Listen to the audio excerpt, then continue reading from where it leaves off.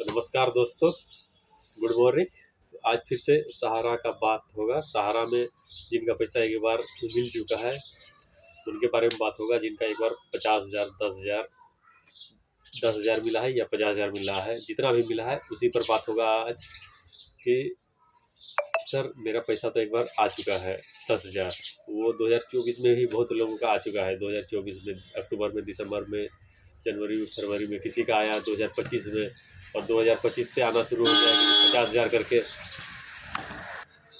2025 से 50,000 करके शुरू हुआ है तो 25 में, और अभी बहुत लोगों का 50,000 करके आ रहा है।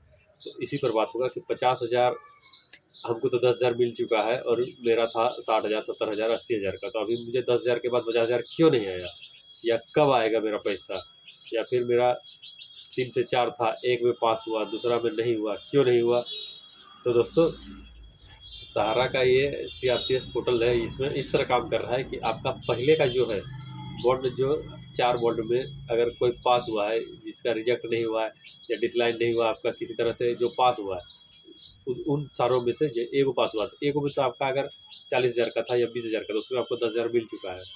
फिर दोबारा आप अप्लाई कर सकते हैं। तो नहीं दोस्तों, आप दोबारा अप्लाई नहीं हो रहा है, क्योंकि हम ऑफिस जाके पूछ चुके, दोबारा नहीं हो रहा है। वही आपका वेटिंग लिस्ट में दिखाएगा। 10,000 मिल चुका है, उसका 10-20 जितना आपका बाकी है उसी में। और किसी का क्या है, 3-4 पास हुआ है लेकिन 10,000 आया है उसका, उसका भी अभी तक प्रोसेसिंग में दिखा रहा है। ये वो भी दोबारा से अप्लाई नहीं कर सकते हैं, उनका ले ही नहीं रहा है। और जिनका आधा पास हुआ है, 50,000 आ गया, और 2-3-4 डिसलाइन कर दिया गया है या फिर रिजेक्ट कर दिया, या मल्टीपल अकाउंट दिखा रहा है, वो लोग भी दोबारा से अप्लाई नहीं कर सकेगा। उन लोगों का जब तक से पहले वाला क्लियर नहीं होगा तब, और दूसरा नोटिस नहीं आएगा, तब तक से आपको उसी पैसा पर वेट करना होगा।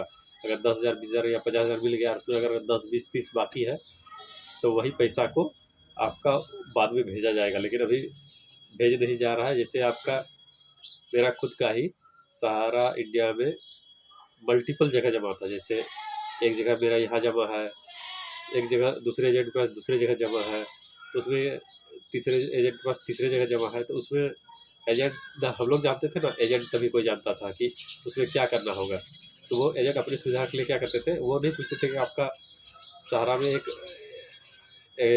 मल्टीपल अकाउंट अभी जो दे रहे हैं इसमें नहीं रहना चाहिए। इसमें क्या होता था, अगर आप कहीं अकाउंट खुलवाए हैं तो उसी अकाउंट से दूसरा FD होना चाहिए था। लेकिन एजेंट आप क्यों पूछे कि आपका पैसा कितना है, नहीं है, उसको नहीं बता, ना ही कोई बताता है कि मेरा पैसा कितना है।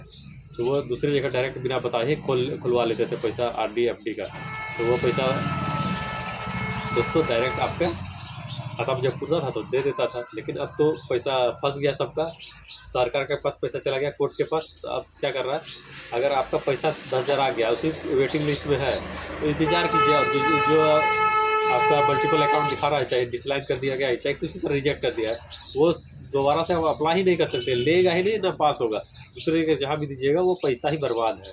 तो आप वेट कर लीजिए जब तक से एक बॉन्ड का पैसा पूरी तरह से आके ख़त्म नहीं जाए, दूसरा अप्लाई नहीं कीजिएगा, नहीं लेगा। और जिनका जिनका किसी में नहीं आया है उनका पास होगा। एक जो पहले का अकाउंट है उसी में पास होगा, दोबारा आप अप्लाई अभी नहीं करिएगा।